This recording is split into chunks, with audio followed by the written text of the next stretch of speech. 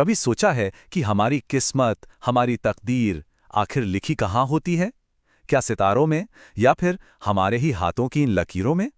आज हम एक ऐसी ही रहस्यमयी दुनिया में चलने वाले हैं, एक ऐसी किताब की दुनिया में जिसका नाम है लाल किताब। और जानते हैं ये किताब क्या कहती है? ये कहती है दोनों में।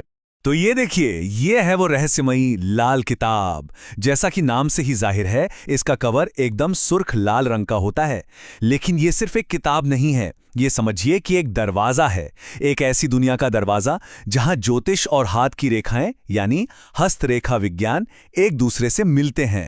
तो जरा सोचिए इस बात को। क्या हो अगर किसी के भविष्य का पूरा नक्शा सिर्फ आसमान के सितारों में ही नहीं, बल्कि उसकी अपनी हथेली में भी लिखा हो? यही वो एक सवाल है जो लाल किताब का सबसे बड़ा राज है, और इसी के साथ हम इसके मूल सिद्धांत की ओर बढ़ते हैं। तो सवाल उठता है कि आखिर ये लाल किताब है क्या चीज, कहां से आई? चलिए इस पहेली को थोड़ा सुलझाते हैं। अच्छा, तो सीधे सीधे समझे तो लाल किताब असल में 5 किताबों का एक सेट है। इसमें वैदिक ज्योतिष और हस्तरेखा विज्ञान दोनों के बारे में लिखा है। और ये कोई बहुत पुरानी नहीं है, इसे 1939 और 1952 के बीच लिखा गया था।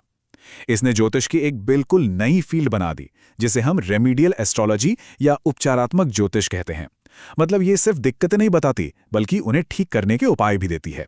तो इसकी कहानी शुरू होती है 1939 में, जब पहली किताब आई लाल किताब के फरमान। फिर 1940 में दूसरी, लाल किताब के अरमान। 1941 में तीसरा हिस्सा गुटका सामने आया।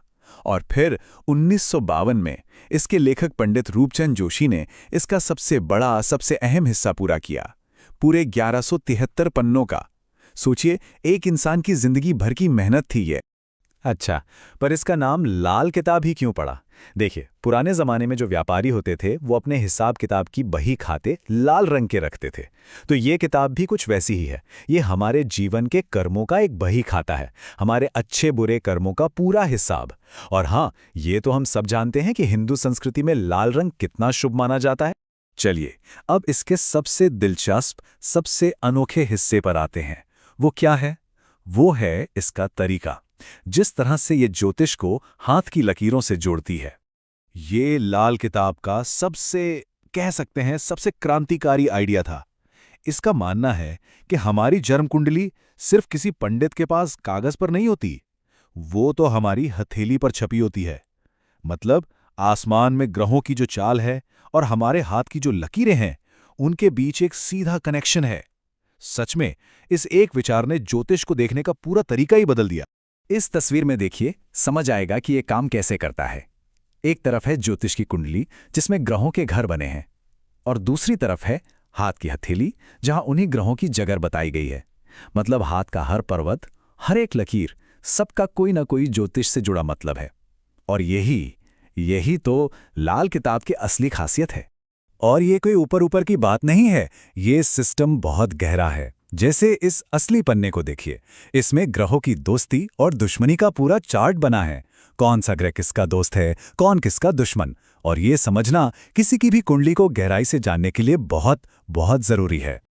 अब आते हैं उस चीज पर जिसने लाल किताब को इतना फेमस कर दिया, घर घर तक पहुंचा दिया, और वो हैं इसके उपाय। देखिए, पारंपरिक ज्योतिष में क्या होता है? अक्सर महंगे रत्न पहनने को कहा जाता है या बड़ी बड़ी पूजा पाठ बताई जाती है। लेकिन लाल किताब का रास्ता एकदम अलग है।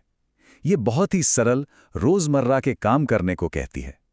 ऐसे उपाय जो कोई भी बहुत आसानी से कर सकता है। इनमें से कुछ उपाय तो इतने आम हो गए हैं कि अब वो हमारी लोक परंपरा का हिस्सा लगते हैं। जैसे नदी में सिक्के फेंकना, गाय को घास खिलाना या कुत्ते को रोटी देना। शायद हम में से कई लोगों ने ये किया भी होगा। ये सिर्फ यूं ही नहीं किया जाता। इनके पीछे लाल किताब के वो उपाय हैं जो ना जाने कितनी पीढ़ियों से चले आ रहे हैं। यहां देखिए, ये सीधे किताब से लिया गया एक असली पन्ना है जिसमें उपाय लिखे हैं। देखा जा सकता है इसकी भाषा कितनी सरल है और निर्देश कितने साफ साफ दिए गए हैं। शायद यही वजह है कि लाल किताब इतनी ज्यादा पॉपुलर हुई, क्योंकि ये आम इंसान के लिए, आम इंसान की भाषा में लिखी गई थी। तो सवाल यह है कि इन छोटे छोटे सरल उपायों का हमारी संस्कृति पर आखिर असर क्या हुआ। चलिए देखते हैं कि ये ज्ञान आज भी हमारे बीच कैसे जिंदा है। बात यह है कि लाल किताब सिर्फ किताबों के सेट तक ही सिमट कर नहीं रह गई।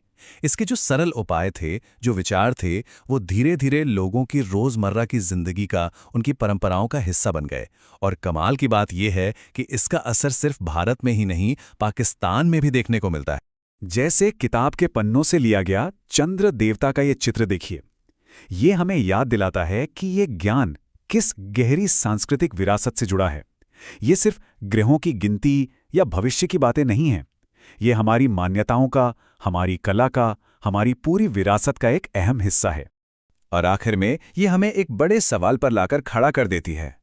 क्या लाल किताब सिर्फ ज्योतिष की एक भूली बिसरी किताब है, या फिर ये लोक ज्ञान का वो आईना है जो हमें दिखाता है कि हमारी तकदीर हमेशा हमारे अपने हाथ में होती है?